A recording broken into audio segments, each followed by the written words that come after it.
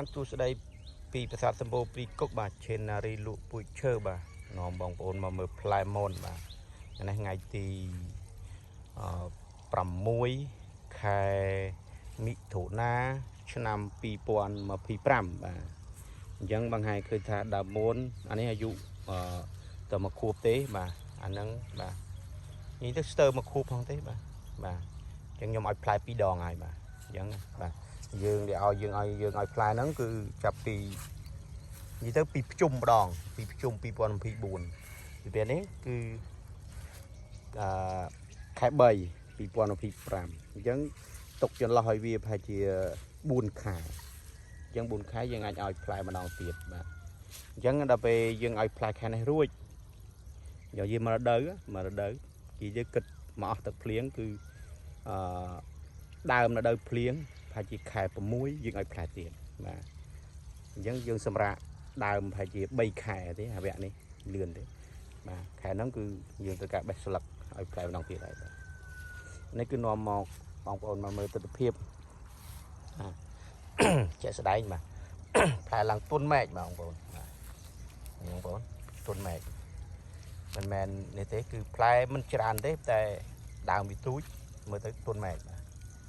បងប្អូនមើលទុនមែកស្រោបបាទឃើញយើងអញ្ចឹងគឺច្រើនណាស់បាទបងមើលចិត្តបាទច្រើនណាស់បង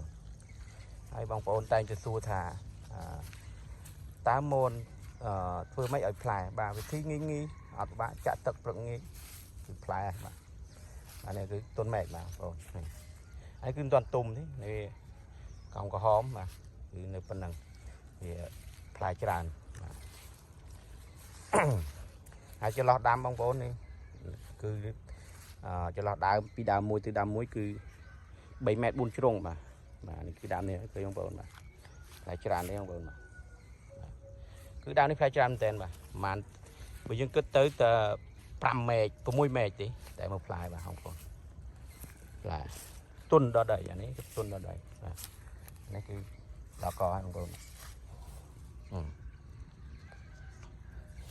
នេះហើយបាទបងប្អូនផ្លែបាទស្រោបទុនដល់ដីបាទអានេះគឺទស្សនភាពដើមជាក់ស្ដែងបាទគេបងប្អូនផ្លែទុនដល់ដីហ្មងបាទនេះគឺអាយុតែមួយខួបទេបាទគឺយើងឲ្យផ្លែ2 ដងហើយបាទអញ្ចឹងបង្ហាញថាដាំម៉ូនគឺជារុក្ខជាតិដែលកំពុងតែពេញនិយមនៅពេលនេះបាទកំពុងតែពេញនិយមបាទមានការចាប់អារម្មណ៍ច្រើនបាទ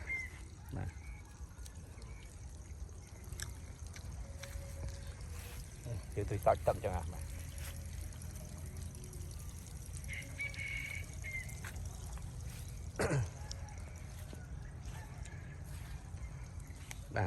បាទទុនមែកចឹងគ្រប់ដើមបាទអាខ្លះផ្លែសឹងទៅគ្មានលឹកគ្មានដែរបាទនេះគឺមែកតូចទេមែកមានទាត់ច្រើនចង់និយាយថានឹងមែកតិចនៅឡើយបាទហើយឆ្នាំក្រោយបាទប្រាំងឆ្នាំក្រោយយើងមែកច្រើនជាងនឹងបាទអរគុណច្រើន